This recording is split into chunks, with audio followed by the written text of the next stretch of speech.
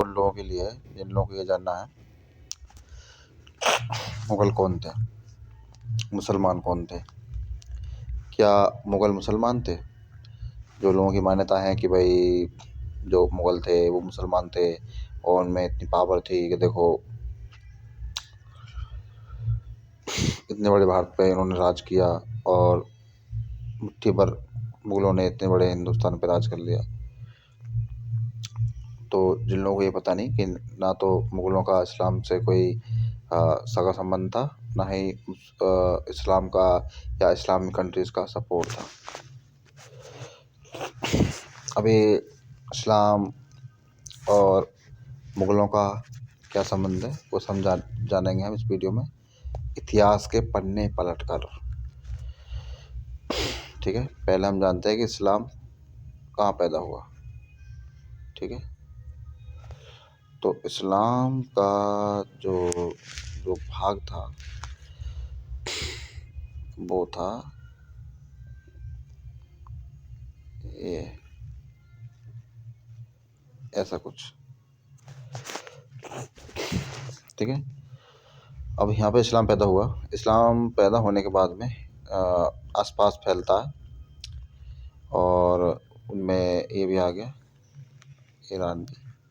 ठीक है, बाकी जगह बचा रहा। उसके बाद में जब संगठित हो गए पूरा अरब साम्राज्य, इन्होंने पहला आक्रमण किया सीरिया पर। सीरिया पर आक्रमण किया, उसके बाद में किया फिलिस्तीन पर किया आक्रमण, और फिर कई सारे देशों पे आक्रमण किया और अरब साम्राज्य में मिलाया। और ये कोई अधर्म बात नहीं है, ये धर्म है। तो सत्ता का नियम है कि सीमा विस्तार, राज्य की सीमा का विस्तार, तो बिल्कुल भी अधर्म नहीं है, ना ही गलत है, वो ठीक था। अब क्या हुआ, 632 33 34 ईस्वी के लगभग में इस्लाम शुरू हुआ,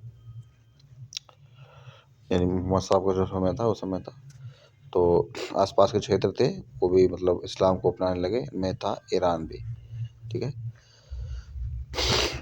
अब 600-700 साल बाद में क्या होता है, यहाँ से एक भीड़ चलती है जो थे चरवाहे, घुड़सवार, घुमंतु लोग जिन्हें कहते हैं मंगोल।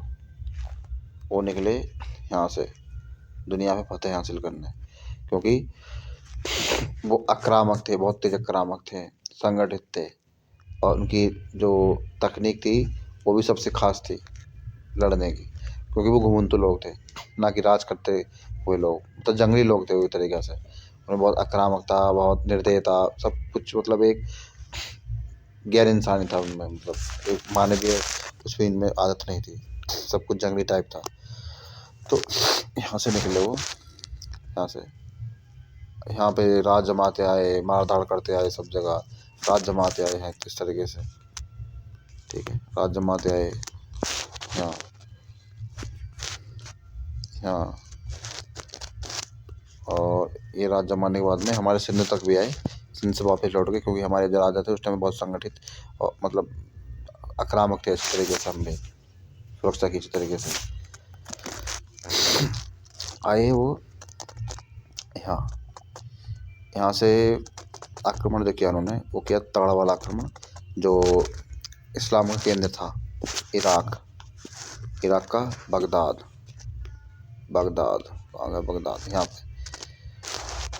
यहाँ पे क्या आक्रमण, ये इस्लाम का केंद्र था। इस्लाम का केंद्र इसलिए था क्योंकि इस्लाम ने क्या किया था, इस्लाम से पहले कबीलों के नाम पर लड़ाई अरब में, और गरीबों मज़दूरों की साथ बहुत अत्याचार। लेकिन इस्लाम यानी मोहम्मद साहब के बाद में जो इस्लाम आया, उसने स्त्री को समानता दी, अधिकार दिए। उससे पहले स्त्री के बिल्कुल एक गुलामों की तरह थी। इस्लाम आने के बाद में क्या हुआ, स्त्रियों को शिक्षा का, वसीयत का, संपत्ति रखने का, व्यापार का, शिक्षा का, ये सब अधिकार दिए स्त्री को। और हाँ, तलाक का, कि अपनी मर्ज़ी से तलाक जब तक नहीं होगी, जब तक स्त्री की मंजूरी ना होगी, और निकाह यानी कि शादी तब तक नहीं होगी जब तक का स्त्री की मंजूरी नहीं होगी। तो बहुत सारे स्त्री को अधिकार दिए उस समय इस्लाम ने, और समानता और न्याय का अधिकार दिया कि चाहे वो कितना बड़ा रईस है, चाहे वो कितना बड़ा गरीब है, सब बराबर में बैठ के स्तुति करेंगे, खाएंगे, रहेंगे, कोई ऊंचा नीचा नहीं। जो आज भी चली आ रही है कि मस्जिद में सब मुसलमान चाहे कोई छोटा चाहे बड़ा एक साथ बैठ कर नमाज पढ़ते हैं। तो इस्लाम ने समानता और न्याय दिया। उसके बाद में जो अरब समाज था वो संगठित हुआ और शिक्षित हुआ। इस्लाम ने शिक्षा की ओर बढ़ाया अरब समाज को, शिक्षित हुआ, और शिक्षित और संगठित समाज ने एक छत्र साम्राज्य, संगठित केंद्रीय साम्राज्य जमाया। और उसके बाद में जो एक शिक्षा के बाद में जो गणित, साहित्य, भूगोल, ज्ञान का इस्लाम का जो केंद्र था वो था उस समय बगदाद। आधुनिक बगदाद तो इराक का इलाका है, लेकिन पहले सब कुछ अरब क्षेत्र था। तो बगदाद को पूरी तरीके से नष्ट कर दिया मंगोलों ने। मंगोलों ने नष्ट करने के बाद में क्या किया,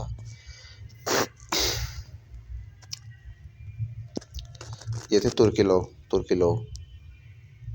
तुर्की इनके साथ में मिलके शासन जमाया।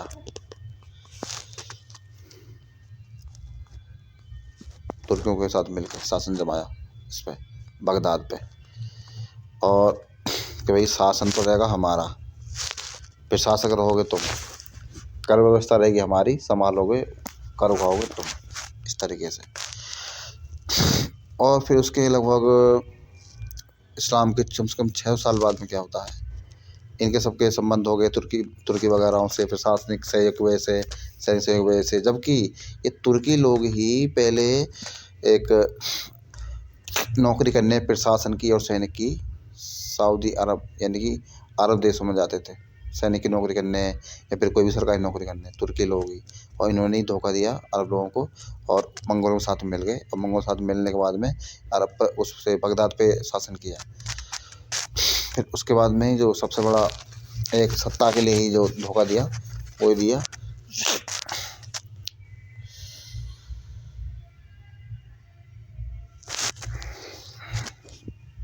ईरानियों ने।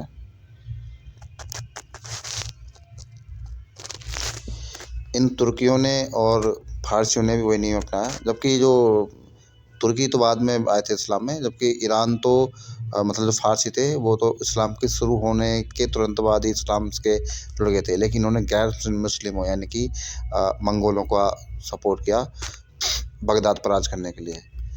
और तुर्कियों ने और फारसियों ने सोचा, जैसे मतलब एक जब राजपूत और मुग़लों में और दिल्ली सल्तनत में जब लड़ाई चल रही थी, उस टाइम पे हालत थी कि एक पक्ष तो राजपूतों में भारतीयों का नौकरी करने जा रहा है, एक पक्ष मुग़लों में या फिर दिल्ली सल्तनत के लिए नौकरी करने जा रहा है कि भाई हमें क्या मतलब, राजा तो राजा ही है, कोई भी राजा हो, हमें तो नौकरी करनी है, हमें उससे क्या मतलब।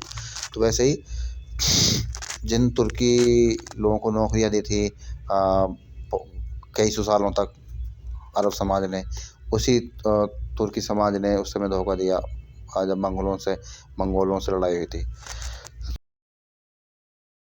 फारसी लोगों ने यहाँ पे किया प्रशासन बगदाद पर, और मंगोलों को था नियंत्रण।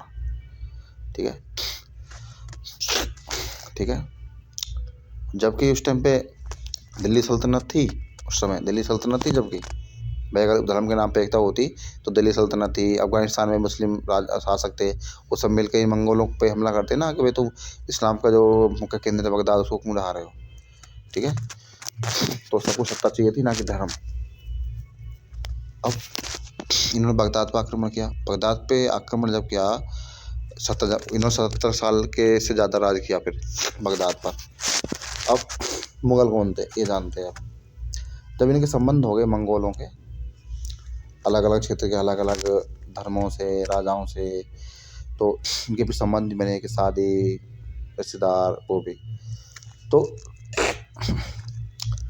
जो बाबर का बाप था वो तो था तुर्की मुल्क का, और जो बाबर की माँ थी वो थी मंगोल मुल्क की माँ। तो जब वो भारत में आ रहा था युद्ध करने के लिए, राज जमाने के लिए। तो बीच में जो लोग थे, मतलब इतने बीच के जो लोग थे, इतने बीच के हैं, पार था यहाँ पे सिंधु नदी पार करके। तो लोगों का भी, इसका बाप तो तुर्की है, तुर्की है, माँ इसकी वो है मंगोली। तो माँ के वंश के नाम पे इसका वो लोग बोलने लगे मुगल मुगल, जबकि बाबर चढ़ता था इस नाम से बिल्कुल। वो खुद को जो है तैमूर वंश का बताता था कि मैं तैमूर हूँ, और मेरा मतलब ईरान से है, मतलब मेरा मतलब तुर्की है, ईरान कुछ ऐसे बताया था उसने, उससे है, ना कि मैं मंगोल या मुगल। तो ये गैर मुस्लिम वंश का था। जिसकी माँ थी वो तो तुर्क की थी, जहाँ पे इस्लाम बहुत बाद में आया। और जो मंगोल थे वो गैर मुस्लिम थे, वो उनकी पूजा पद्धति सब कुछ अलग थी मंगोलों की। तो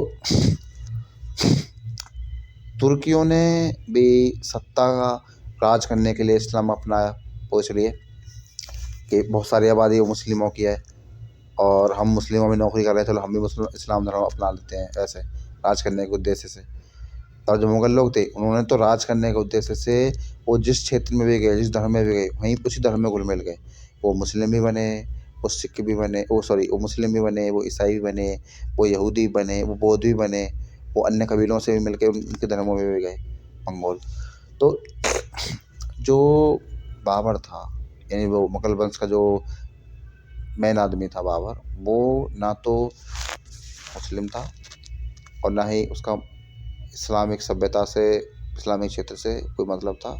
उसके जो पूर्वज थे वो पूरे इस्लामिक जो जगह थी अरब, उसके दुश्मन थे, और उसके वंश के सभी लोग गैर मुस्लिम थे। तो ये कहना कि हाँ, मंगोलों की वंश था, इस वजह से उसको मुगल कहा गया था बाबर को। फिर उसका नाम, उसका सारा वंश था, उसका वंश का नाम ही इतिहास में मुगल रखा गया। तो मुगल ये था जो अब तक मैंने आपको सब वीडियो में बताया। और ये सब इतिहास में आप पढ़ भी सकते हो, और आज की डेट में आपको पता है कि इंटरनेट पे सभी किताबें मौजूद हैं, किताब पढ़ सकते हो, आराम से निकाल सकते हो डिटेल्स कि कौन सा पॉइंट इसमें सही है, कौन सा गलत है। बस समझ जाओ कि मुगल ये थे।